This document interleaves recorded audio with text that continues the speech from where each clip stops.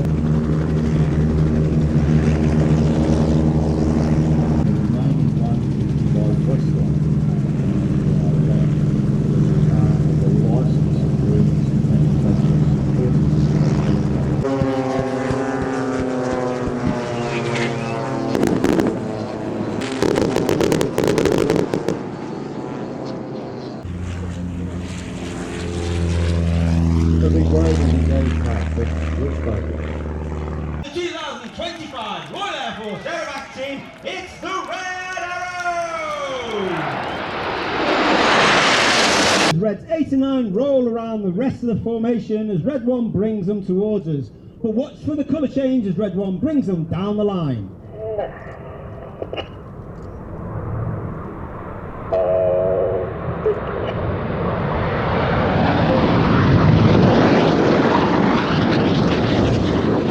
In the second half, get your cameras ready. We're starting the second half the same as last year. It was so popular. This is the 5-4 split. As I said, as we go into the second half, it's the more heart-pumping, jaw-dropping, fast-paced part of the show. Breaking down into two sections. Off to the left, you've got Reds 1 through 5, known as Enid, named after Enid Blyton's famous 5. And off to the right, 6, 7, 8 and 9, known as Hannah, named after squad leader Ray Hannah, one of the first members of the Red Arrows to lead the team. He took the team from a 7 to a 9 and formed our world famous Diamond 9. In from the left, Enid. In from the right, Hannah, for the colourful 5-4 cross.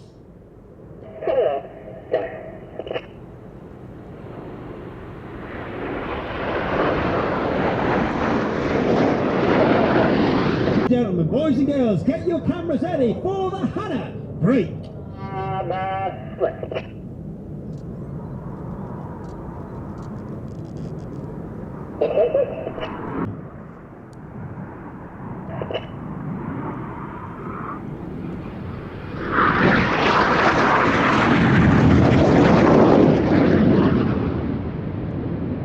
Once again, keeping that 6G on. Red 6 now to that, Red 7 coming across him and crossing behind him to finish that manoeuvre in Slingshot. 500 miles per hour in the Goose.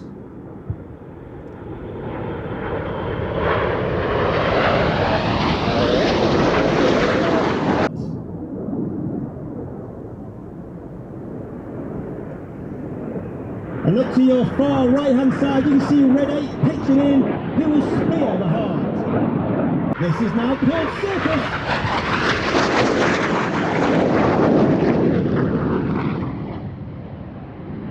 Each aircraft running hard now to 5 to 6G.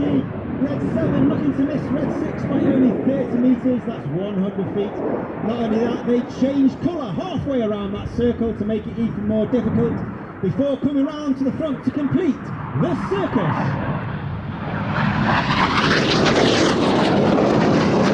All around Red 6. Let's count the aircraft. There's 1, there's 2, there's 3. No, wait a minute, there's the 4th aircraft. Red 7 hide and seek on Red 6 behind as they break for the Tempest break.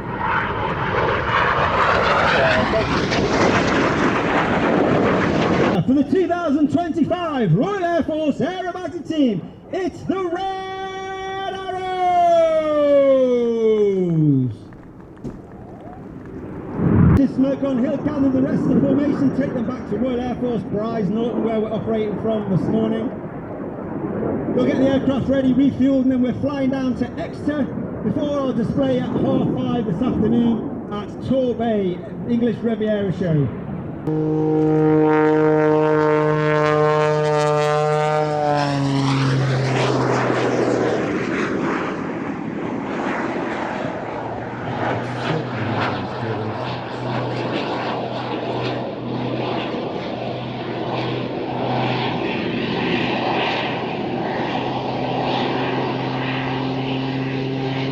incredible climb performance.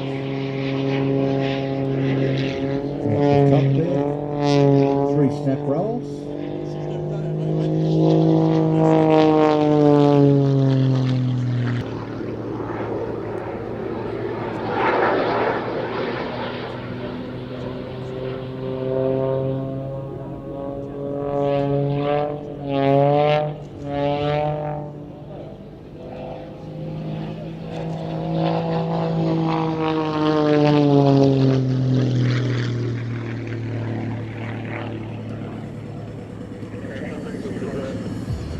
All up in this performance, there are well over 84 different manoeuvres that he performs.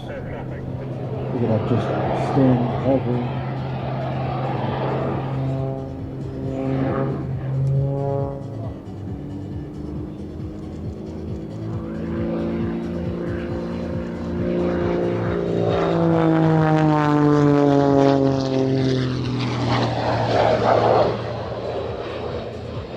Definitely hear the jets on there.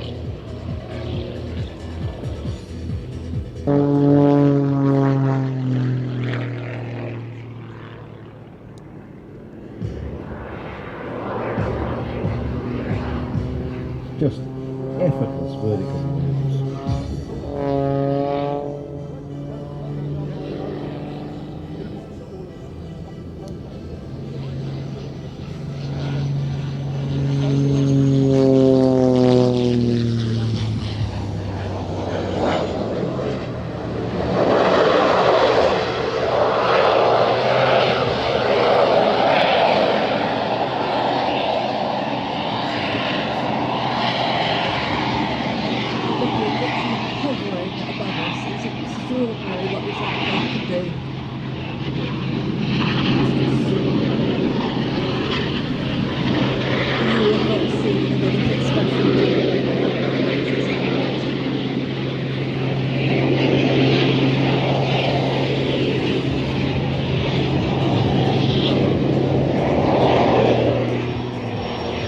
Absolutely amazing.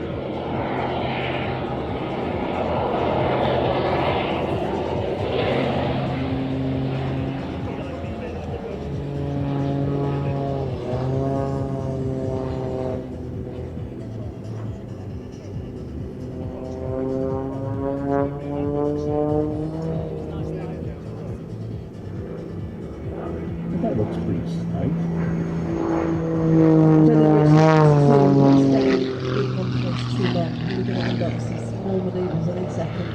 Now, the team that work with Richard are constantly looking at ways to improve this aircraft, and with technology, engineering expertise, to transform all forces, and the aircraft, it's very sustainable, and ensuring that aircraft continues to condition, also working to improve the jet performance as well.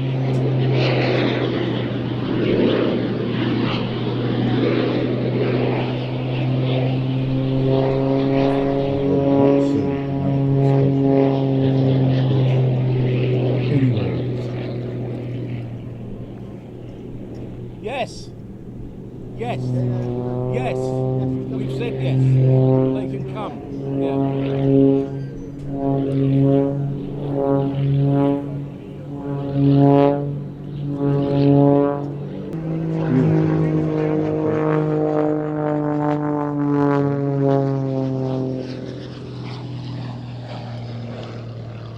Outside. Lots of negative energy. So the team are sponsored by Aerobatic, a world-leading provider of automated adaptive flight data monitoring and flight quality assurance. That basically means they make flying safer and more efficient.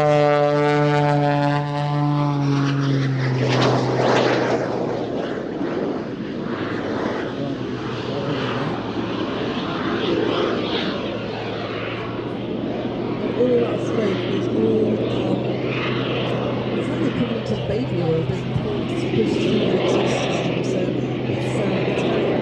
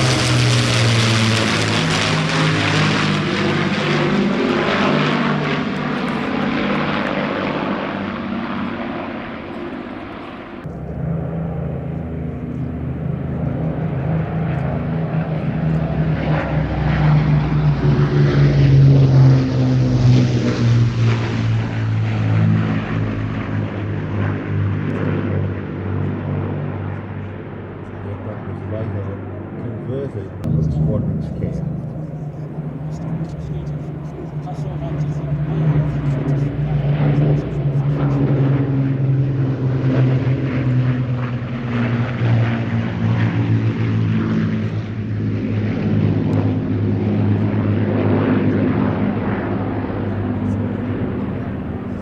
Maintain them and treat them absolutely as a national treasure. Just look at it coming over the trees. Reminiscent of so many Robert Taylor paintings.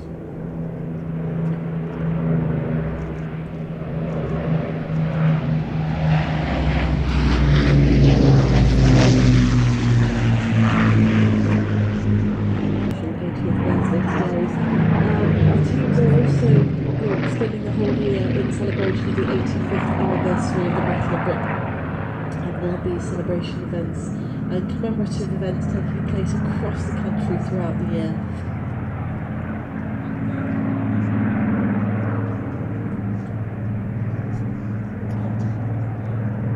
Nice tail chase here by the two Spitfires. As Helen pointed out yesterday, one with the traditional elliptical wing and one with the clipped wings.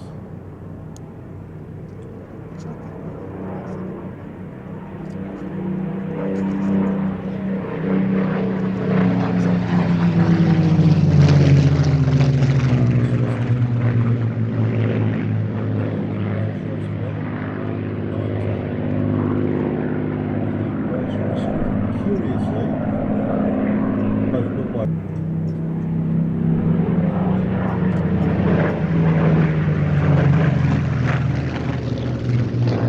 Mark 16 in the lead, being a bubble canopy version.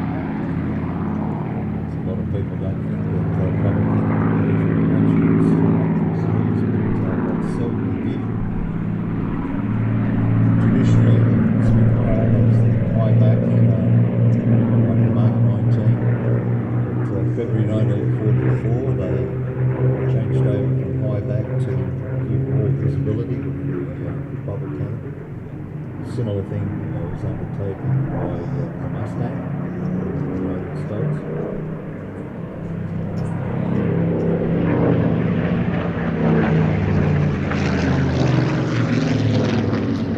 As they drive through, Pete, you can definitely see the clear difference between the wings. So what was the rationale behind for clipping the wings on the lead aircraft? Lower operations, lower level operations.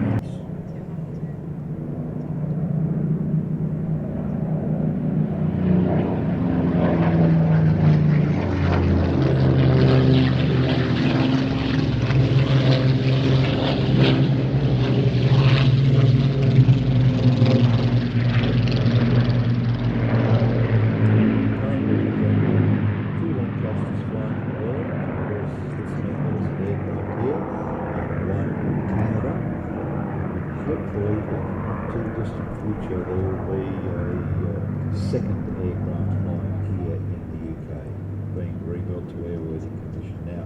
Of course, it's been used for taxiing, this being just Jane.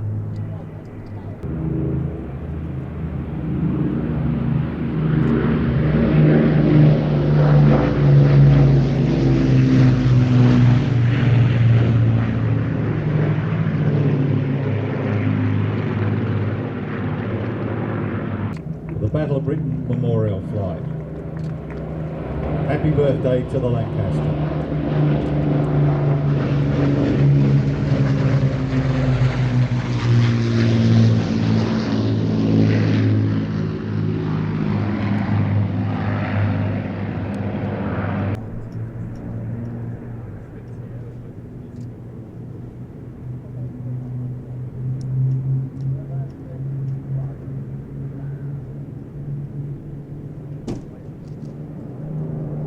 As they fly past, ladies and gentlemen, boys and girls, they can see you. Give them a big wave from Midlands Air Festival.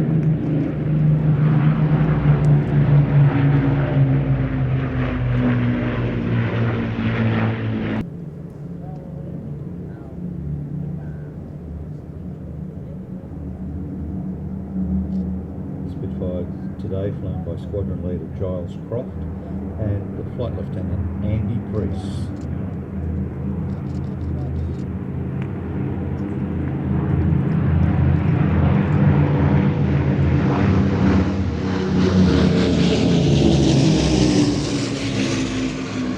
There's a medium lift utility anti-submarine search and rescue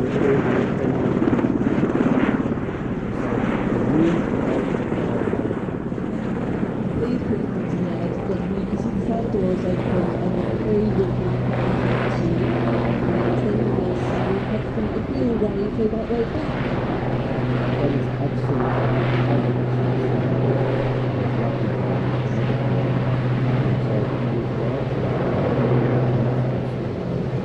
It's the UK license manufacturer.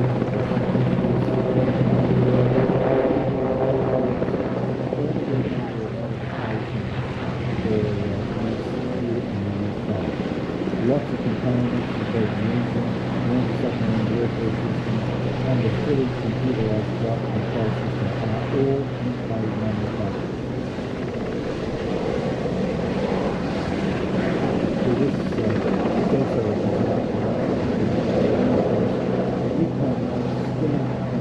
the British requirement that the helicopter will use more independent of operation, whereas the US forces are more under the control of the deployed aircraft carriers.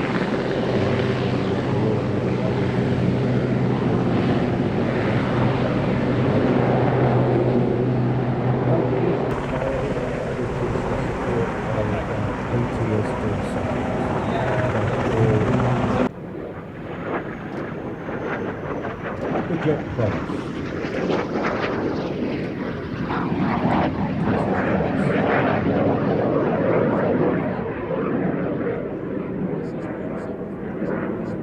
Powered aircraft.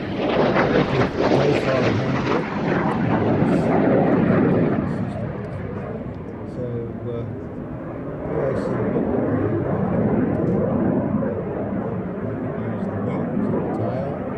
and the undercarriage to produce the first jet products. Now that was a rather ungainly looking aeroplane, very stalky, very high off the ground because of the use of the piston engine props undercarriage legs. So they got that down. Ab initio, I suppose you could call it.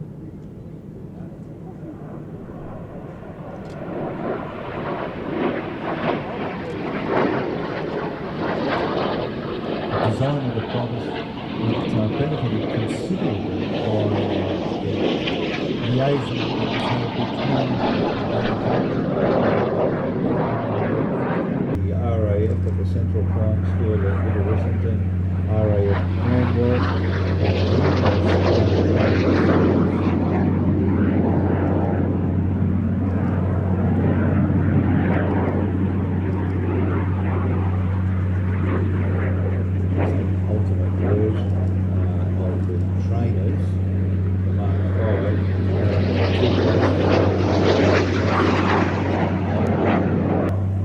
affectionately known as the blanket to the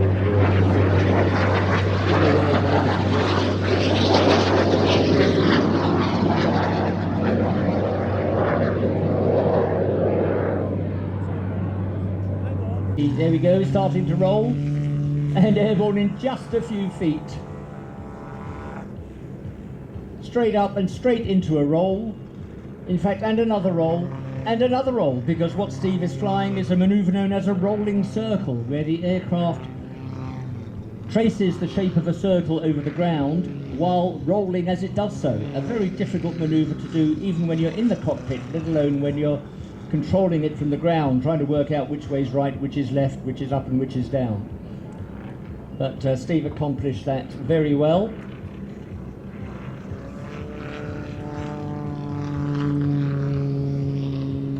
Straight up for the classic loop-to-loop. That's what it looks like, but he's actually performing a lower half of a vertical 8, describing the number 8 there in the sky. Half Cuban is a horizontal 8, as it's also known. So you don't often see vertical 8s. displayed.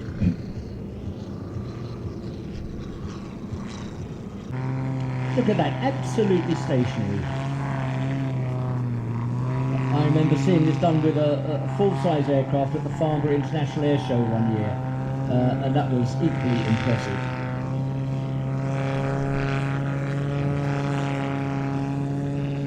There's the smoke on, and now opening the throttle to power away, oh, just a few feet from the ground.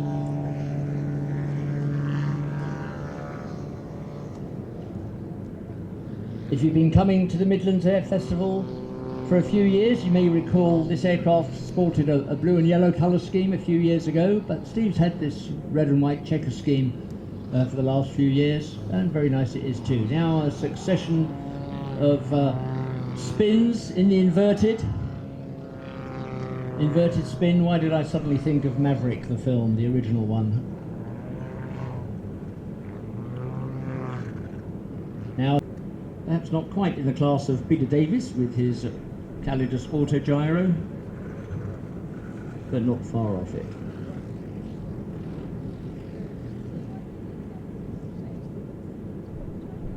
There we go. Heel boy, heel. There he is, back to... From the commemorative Air Force.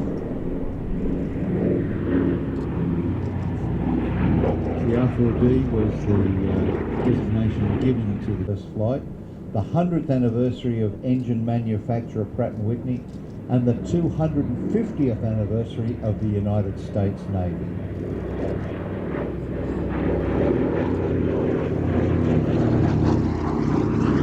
As part of this mission, the aircraft has carried over rubbings from the memorial headstones of 423 British servicemen who died in training in the United States.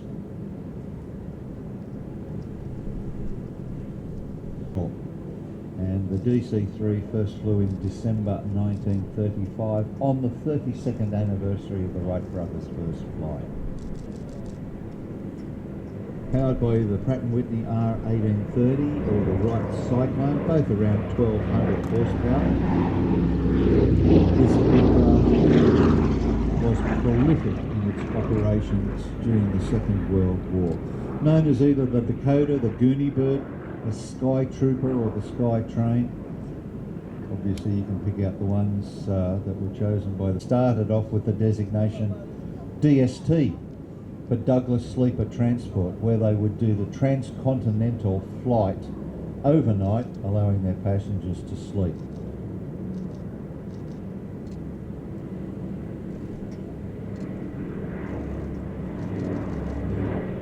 US Army Air Corps received its first militarised DC in August 1939. They flew in every theatre of war. Russia, Europe, the Mediterranean, the China-Burma-India theatre, North Africa, the Pacific. Everywhere you went you could find. As Basler, the BT-67, is the modified version fitted with turboprop engines.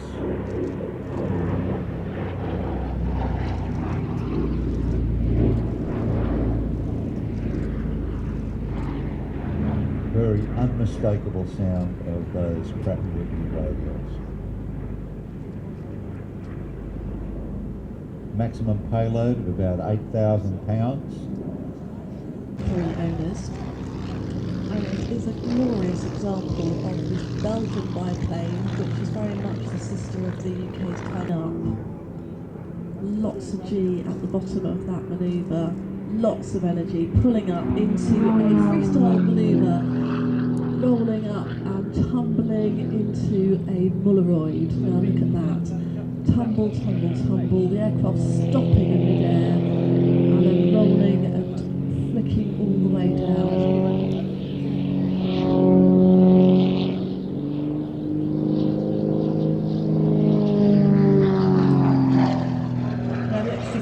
Is a super lightweight, high performance. This is the single seat version of the Extra 300, designed by Walter Extra, so another gentleman who's named the aircraft after himself. He was a German aerobatic display pilot and engineer, and his designs rewrote what it was possible to do with an aerobatic aircraft at unlimited aerobatic competitions. The carbon fibre wing spar is incredibly strong and stiff and designed to the ultimate failure loads of 24G, which Chris will not be exploring today.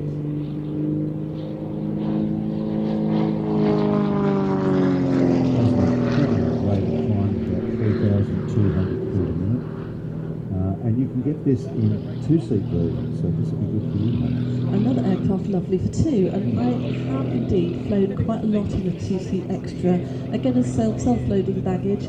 We have a display pilot here this weekend, John Taylor, who I used to fly with when he was with the Ultimate 19 based down at Goodwood, and we took the aircraft to air shows to help promote the World Aerobatic Championships, where an aircraft just like the one Chris is flying today would have been performing those high performance gyroscopic aerobatics at unlimited world class levels, and the last one that I was involved with was actually at Silverstone. Welded steel tube fuselage aircraft with a carbon composite wing gives it unbelievable strength. Symmetrical airfoil to give equal lift, either inverted or upright flight. And some of the more advanced versions include changes to the tail, changes to the wing, just slight changes. Debuted the Extra 300 SR. That was a special design specifically for the Red Bull Air Race World Championships. And that had a special Now, if you think you can handle some of these gyroscopic aerobatics, it really does feel like being on the inside of a tumble dryer or washing machine on full spin cycle. It's extraordinary. The aircraft diverges. Look at it, tumbling end over end. Absolutely incredible. Chris at all times in complete control of what he's doing. We talked about that arresty symbol that's been written inside the cockpit of the aeroplane, and it will be there in front of him telling, just as a guidance of what he's doing next. But if you think you want to do this yourself, you can indeed pop down to see the Ultimate High team down at Goodwood, and they have a flight profile called the Utter Nutter, where you can take on some of the 7 performance maneuvers. That beautiful slow roll, which include the Mauleroid, the Avalanche, the Lonchevac, all named pretty much after competition pilots who were always peeping through the exhaust, highlighting the trail of these amazing maneuvers. Look, another tumble.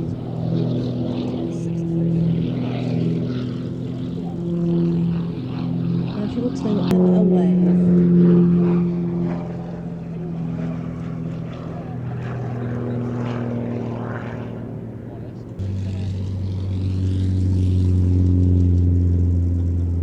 tail and wings very, very round. Nice wave there from Fred Payne, who owns and displays this aircraft. So we look at the Sabre. This is what every speed was achieved using the swept wings. Beautiful plane form of the aircraft there.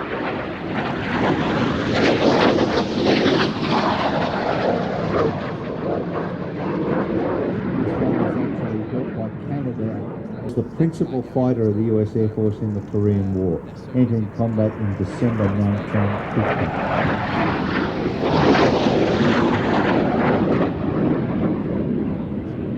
It's incredible to think of the kill ratio that was achieved by this aircraft, with 40 of the 41 aces in Korea actually flying the F-86.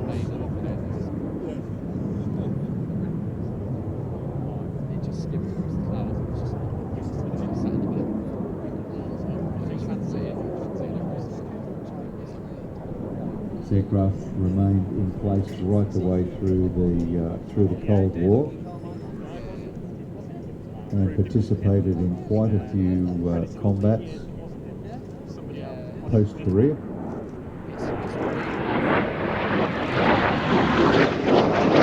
Having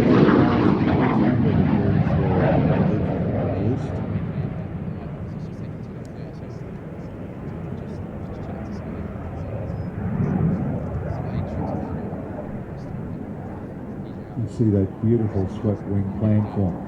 Unfortunately, that is the same planform of the MiG-15 in Korea. The only difference you could really tell was when the MiG turned sideways, and it has a very large vertical fin and rudder.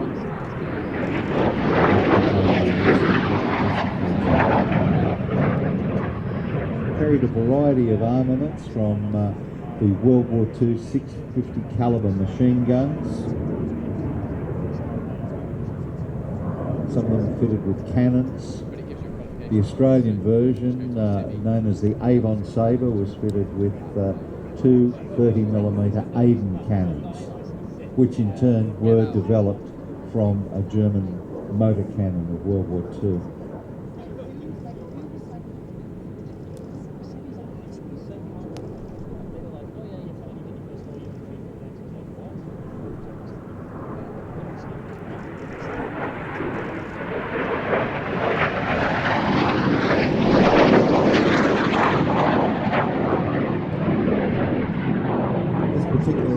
Was manufactured in Montreal in 1958 and was one of 1,800 built by the Canadians, and one of 655 fitted with the Avro Canada Arenda engine at 7,500 pound thrust.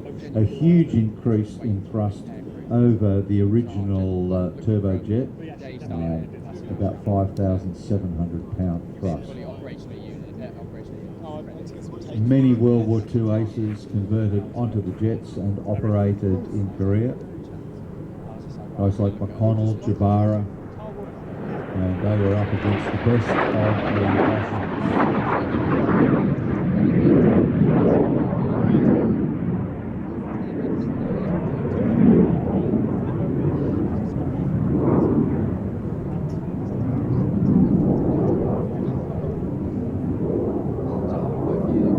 This particular aircraft also served as one of the 300 Canadair Sabres operated by the Luftwaffe at their pilot training school in Oldenburg.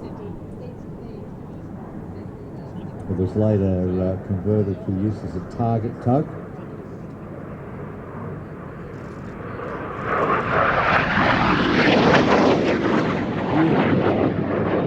So everything air-to-air combat needed at the time of the Korean War.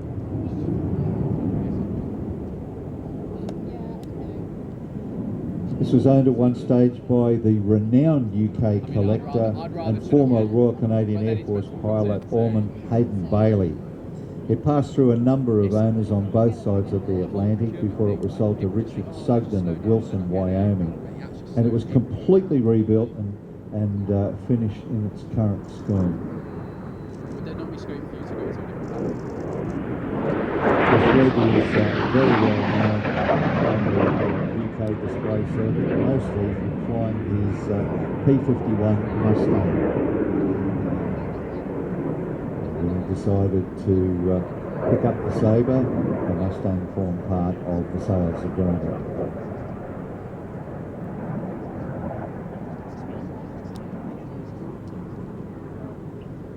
Fred's a former member of the French Aerobatic team and has been a display pilot showing the Mustang, the CPU and now displaying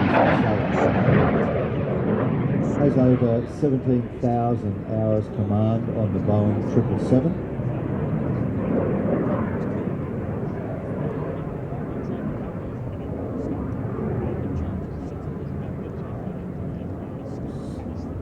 Not only used in Korea but in many different fights around the world. In the Taiwan Strait crisis in 1958,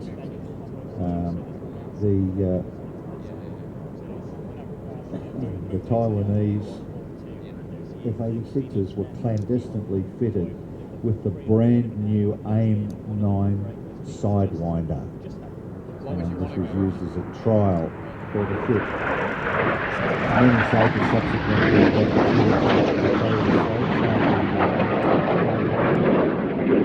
carry up to 5,300 pounds of bombs, rockets, naval rate of climb for its day. Wow, yeah. it fitted with higher and higher powered engines, both the Rolls-Royce Avon and of course the Aero Canada Airband.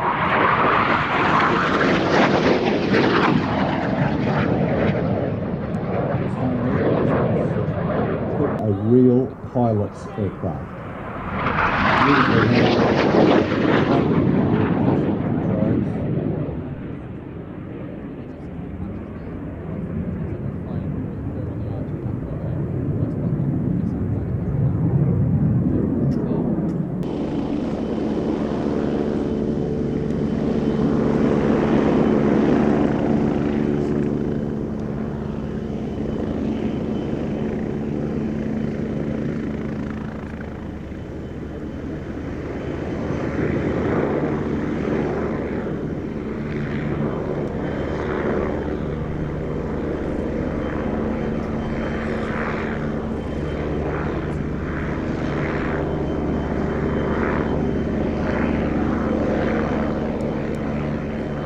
Ladies and gentlemen, boys and girls, prepare to be astounded.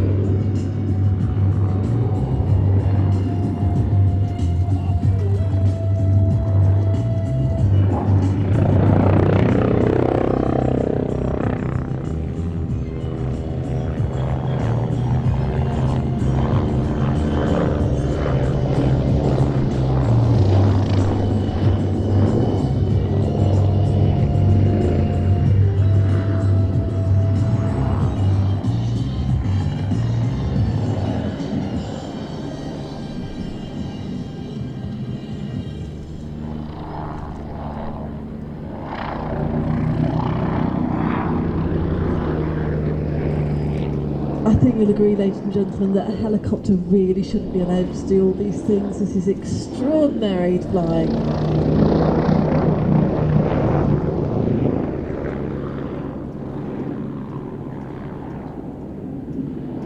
All of this made possible by the then revolutionary in-force rotor system developed by Lockheed engineer Herb Culver. The helicopter uses a titanium rotor head and 4 reinforced glass fibre composite blades, and that provides unbelievable flexibility to the rotor. It also lessens the necessity for a whole lot of things, hinges, lead, lag dampers.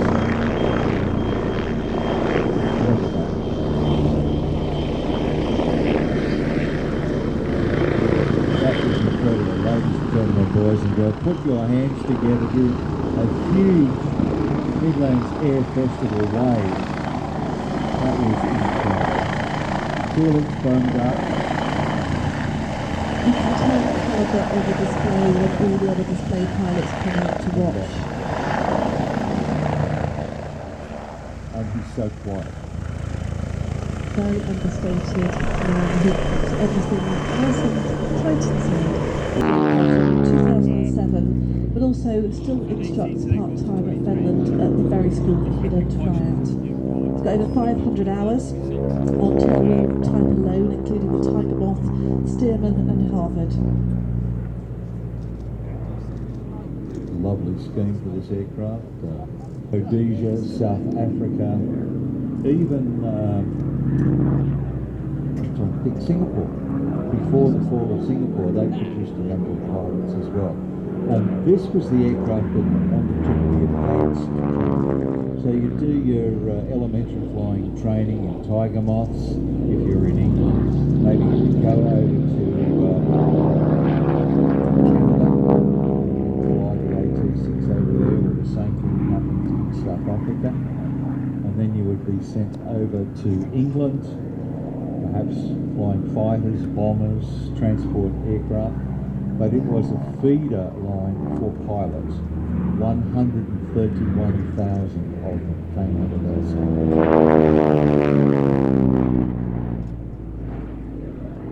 That's a wonderful sound from that engine. So you mentioned Empire just there. This particular aircraft has also starred in a film. It was painted up in a Japanese Zero colours for 1994 for the filming of Empire of the Sun, where it had some additional work carried out to make the rear the canopy look a little more realistic as the aircraft. And then 2000. So if you're interested in taking a flight in this glorious aircraft, you can indeed, and the Wacky Rabbit is available for flight training as well as experienced flights. You can also take a flight inside it whilst flying side by side next to the Hawker Hurricane, or you can do some aerobatics over the beautiful countryside. And if you're interested, just go to the website to have a look for the Wacky Rabbit at t6harvard.com. The aircraft still around the world for the role in which it was originally intended, to get them onto heavier aircraft, fighter aircraft. That's a warbird. Ladies and gentlemen, as he flies through, David Petters, for that lovely display.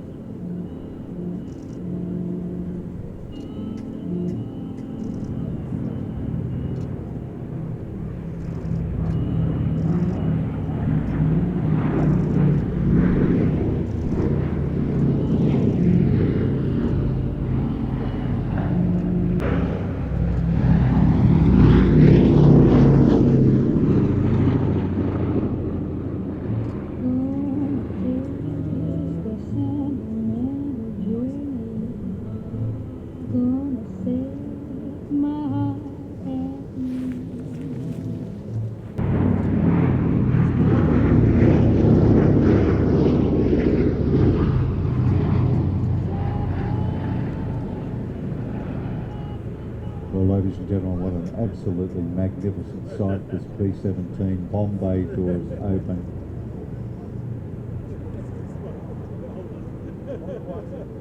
This aircraft was one of the very last B-17Gs manufactured by Lockheed Vega in Burbank, California. It was actually not used in combat, but later used as a research aircraft for various tests, infrared tracking devices, all sorts of things. It reverted to an unarmed standard configuration of Bel Air Force Base in Austin, Utah, just before the Bombay. One of 12,700 plus B-17s manufactured.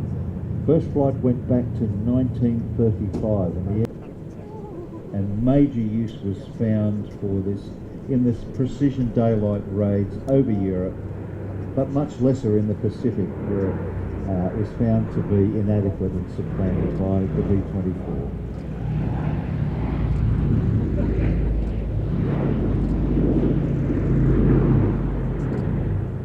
The B-17F introduced the Sperry ball turret that you can see protruding under the belly of the aircraft, and the later G model had the chin-mounted twin 50 caliber machine guns.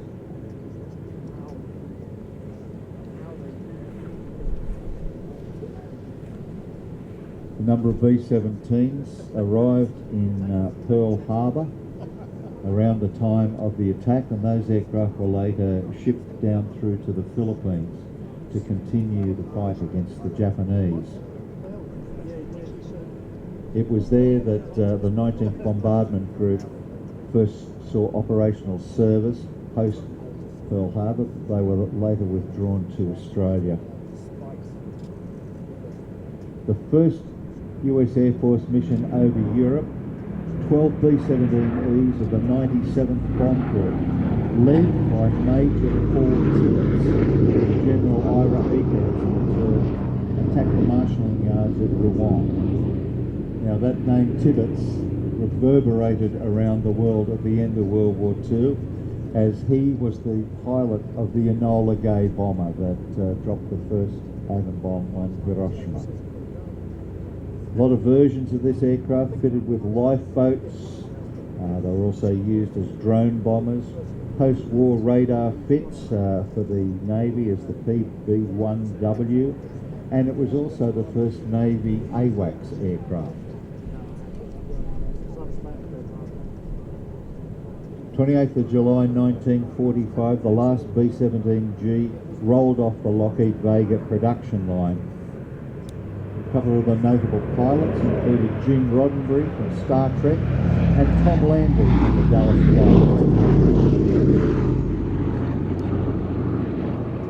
4 1,200 horsepower Wright Cyclone engines, 103-foot wingspan, range of over 1,700 nautical miles, which meant that the aircraft could go to Berlin. Unfortunately, in the early stages, it had no fighter protection.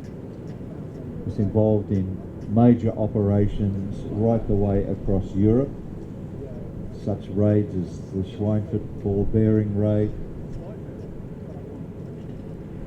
attacks all over all of the major German targets, the Messerschmitt factories. And of course, Ellie Sallingbow operated, looked after by Ellie Sallingbow and her amazing team of volunteers and engineers based over at Duxford. I've met Ellie many times over the years. Her passion for this aircraft, her drive, enthusiasm and energy, keeping this glorious aircraft, which is not publicly funded, flying in such perfect condition. Well, the B-17 Charitable Trust continues to support the operation of this aircraft. Look at that beautiful sight.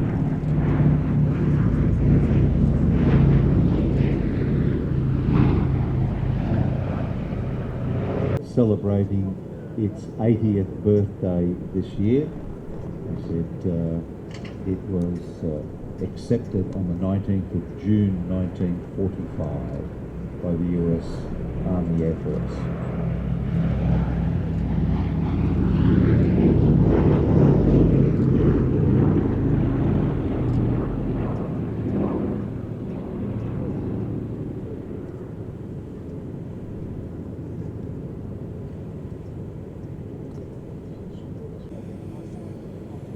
And there they go, the 2025 Royal Air Force Parachute Display Team, the Falcons.